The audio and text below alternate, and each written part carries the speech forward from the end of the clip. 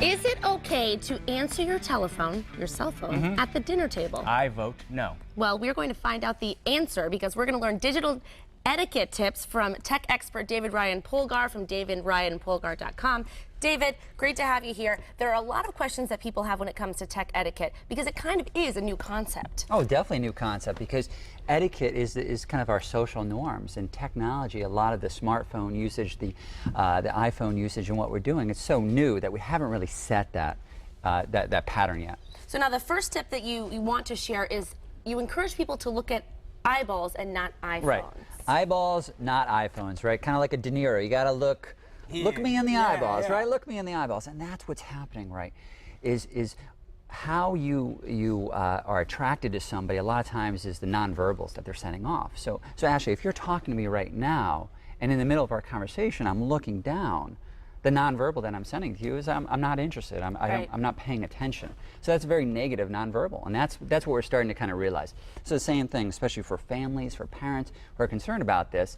Don't be hypocritical with it, right? Send positive nonverbals to your kids. And I think it crops up even when you don't think about it. Oh my God. And I see myself doing it every once in a while, and I catch myself, and I say, that is so rude to do to someone, because I'm engaged with you, I'm having a great conversation with you, but to look away is to say that I don't care. It's going to work like Pavlov's dogs, right? You hear that ringing of the bell, the same thing. We hear that ringing of the cell phone, the buzzing of the cell phone, and we salivate a little bit, right? We have that drop of dopamine, we look at the phone. We don't even know we're looking at it. So the key part is to, again, form some structure in your life, put away the phone. If you're trying to have a real conversation with somebody, actually put it away, or at least put it in your pocket. The text message can wait 5 minutes. Exactly, right. You're not a neurosurgeon, right? You got to own up that. But if you are a neurosurgeon, right. You should probably pick up They're the the phone. only people, right. They can look at their phone, because I don't want anybody to die today. No, right? exactly. But what I want is people to pay attention, to actually be mindful, be present in the situation. Be present. That's You what gotta it's about. Be mindfulness. in that moment. Yeah. And I think we're all guilty of having those moments of put it away. Just Right. put it away. To Get be it away present from me. is to show respect, and to not be present is to be disrespectful, and that's what people are finding. I think, too, a lot of people feel,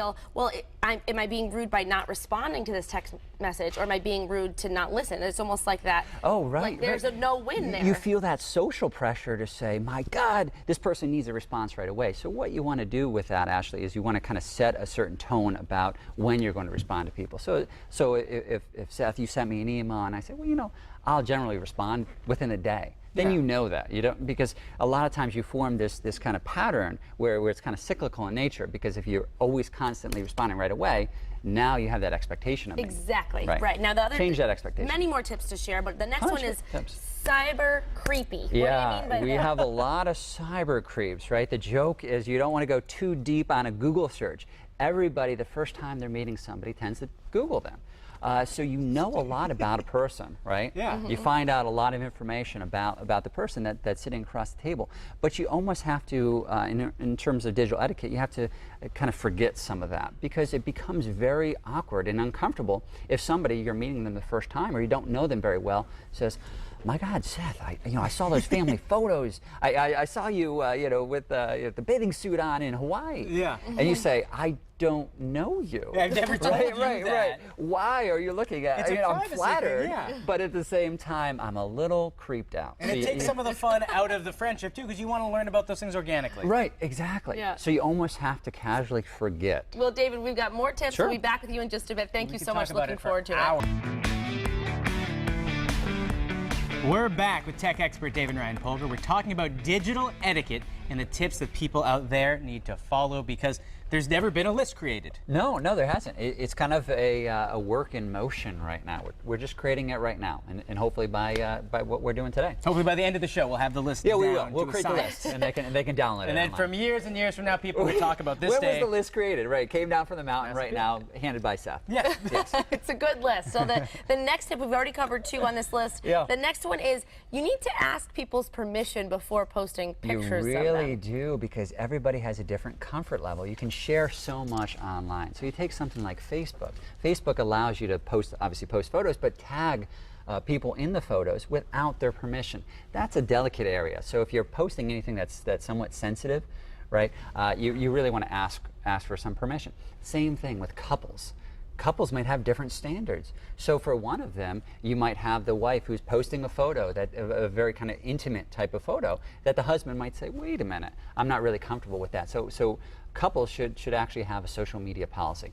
It's funny because we were talking the other day, there's this whole dilemma with weddings. You know, you invite a couple hundred people to a wedding, and all of a sudden these cameras are thrust out, and everyone's taking pictures, but it's up to the couple to decide when the photos should hit the internet, when the photos should go out, and if they even want other people to have the cameras at the wedding. Right, because right now, in 2014, we've all become these micro-celebrities where we're getting followed around by the paparazzi, but we don't necessarily always want that. In addition, for something like a wedding, you want the audience to be present, be here, to actually enjoy that moment, as opposed to taking a photo, to actually be there. And again, as you talked about, Seth, that can really get in the way of what the couple wanted about their photos and what they actually want to have.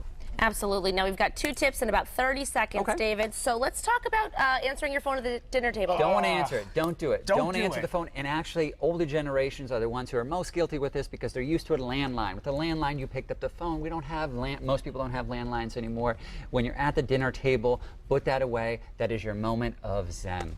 Yes, and it's okay. I'm sure 9 out of 10 times it won't be an emergency, so you Correct. don't have to feel like you're not Exactly. answering an Again, emergency we're not call. heart surgeons, Yes. so don't pretend you are. You know what the rule of sign should be? My family's developed this. I think a lot of families out there have it too. You call twice, back to back, if it's an actual issue. So if Yeah. mom calls and then mom calls again immediately, then you call you know. back. Good one. Yeah. Yes. Also, talk like a human. LOL. Right. If you say LOL, I expect you to actually laugh, right? Out loud. And the same thing too. Don't use hashtags in conversation. They're for your Twitter feed. Thank you. Hashtag David Ryan Pulgar. This has been fantastic. Hashtag Sorry, etiquette. I know. Thank you so Etiquette. much. Go to mymasterappeal.com if you want more of these tips, because you need them.